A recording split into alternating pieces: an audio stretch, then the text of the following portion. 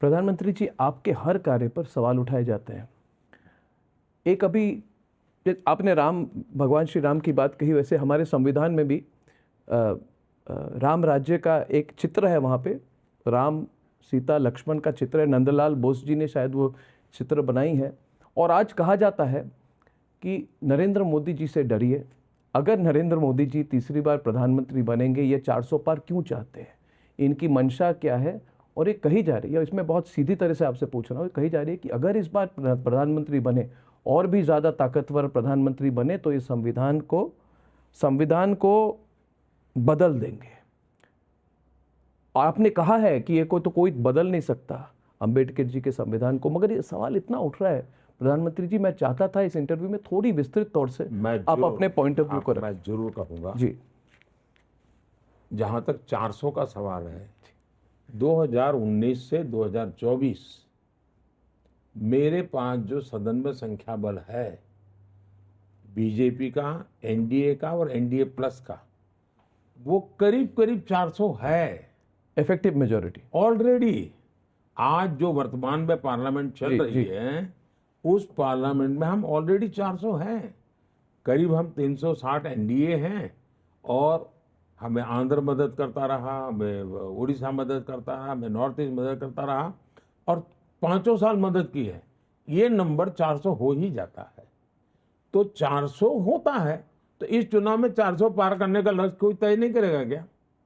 अगर मैं 400 पर हूं तो मैं मेरे कार्यकर्ता को मोटिवेट करने के लिए 400 पार की बात नहीं करूंगा क्या? और ये जनता से आया जी। दरअसल ये विषय जनता से आया। दूसरी बात, संविधान का जहां तक सवाल है, मैं सदन में संविधान दिवस मनाने के लिए प्रस्ताव लेकर आया। किसने विरोध किया? कांग्रेस पार्टी के स्वयं खड़गे जी ने खड़े होकर के भाषण किया कि संविधान दिवस की क्या जरूरत है, 26 जनवरी है ना भाई। अरे मैंने कहा भाई, संविधान के प्रति देश के लोगों की श्रद्धा बनाने के लिए, जैसे आज भी रामायण महाभारत के कथा कीर्तन होते हैं, हर पीढ़ी को वो ट्रांसमिट होता जाता है, संविधान को भी उसी भाव से, हमें श्रद्धा भाव से लोगों को देखने की आदत डालनी चाहिए। मेरे लिए संविधान वो चीज़ है। जब 60 साल हुए थे संविधान के, तब मैंने भारत सरकार को कहा था कि हमें संविधान का बहुत बड़ा महोत्सव मनाना चाहिए। भारत सरकार ने कुछ किया नहीं। मैंने मेरे गुजरात में संविधान के 60 साल के निमित्त बहुत बड़ा अभियान चलाया था। और इतना ही नहीं, मैंने संविधान एक ग्रंथ को हाथी के ऊपर सजाया था और मैं खुद हाथी के पैरों के पास पैदल चलता था। क्यों? सामान्य मानवी को मुख्यमंत्री से भी बड़ा संविधान होता है, ये संस्कार करने थे मुझे। तो संविधान के प्रति मेरा समर्पण ये है। मैं पार्लियामेंट में गया तो संसद को मैंने माथा टेका था। मैं 19 में जब प्रधानमंत्री पद के लिए मेरी पार्टी ने मुझे नेता चुना तो मैंने पहले मेरा सर संविधान के सामने झुकाया था, तब जाके मैंने पद का ग्रहण करता हुआ भाषण किया था। तो एक तो ये मेरा पक्ष हो गया। दूसरा, कांग्रेस वगैरह ने क्या किया है? देश का संविधान बनने के बाद सबसे पहले फिजिकली उस पर हमला किया उन्होंने, संविधान पर फिजिकल हमला। संविधान का जो शारीरिक रचना थी नंदलाल बोस के चित्रों के साथ, और वो चित्र नहीं थे जी, उसमें एक मैसेज था कि हजारों साल की संस्कृति का एक नई कड़ी हमारा संविधान है। और इसलिए उन्होंने हजारों साल की सांस्कृतिक घटनाओं को जोड़ते हुए पेंटिंग बनाए थे। बहुत सोच विचार करके संविधान की बॉडी बनाई गई थी। मैं आत्मा की बात बाद में करता हूँ, मैं बॉडी की बात करता हूँ। ये चित्र मामूली चीज नहीं थी। चित्र राम का था, कृष्ण का था नहीं, उसमें हमारे देश के गणराज्यों की भी चर्चा है चित्रों में जी, है ना, मतलब नरेशन का, यानी पूरी तरह सांस्कृतिक इतिहास है उसमें। उन्होंने सबसे पहले इसको खत्म कर दिया, भारत पर फिजिकल संविधान पर हमला किया। दूसरा, उन्होंने जो आत्मा पर हमला किया, पहला बॉडी पे किया फिर आत्मा पे किया। कैसे किया? भारत के संविधान का सबसे पहला जो सुधारा किया है पंडित नेहरू जी ने, जो उसमें उन्होंने अमेंडमेंट किया है, वो क्या किया? फ्रीडम ऑफ स्पीच पर रिस्ट्रिक्शन का मतलब उसकी आत्मा पर पहली चोट, जो अपने आप को दुनिया में डेमोक्रेसी की बातें करते लोग हैं, उन्होंने की। तो पहले शरीर से संविधान को खत्म किया, फिर संविधान की आत्मा को कर, अब वो संविधान की भावना पर हमला कर रहे हैं।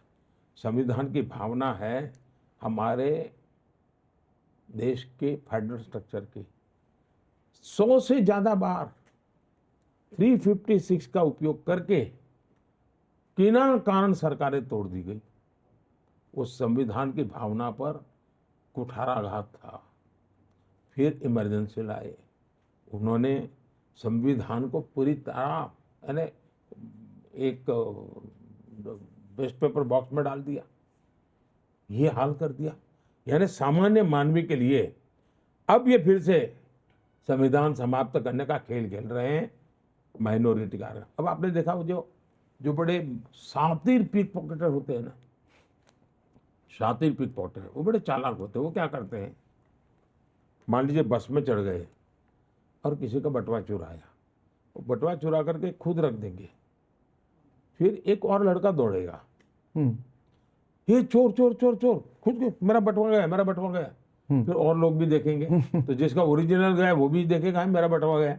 और फिर एक दौड़ता है, जिसने चुराया है वो तो यहाँ खड़ा है, साथ में ही खड़ा है, चिल्ला रहा है चोरा है चोरा है। और एक जो निर्दोष है वो भाग रहा है। क्यों? चालाकी है।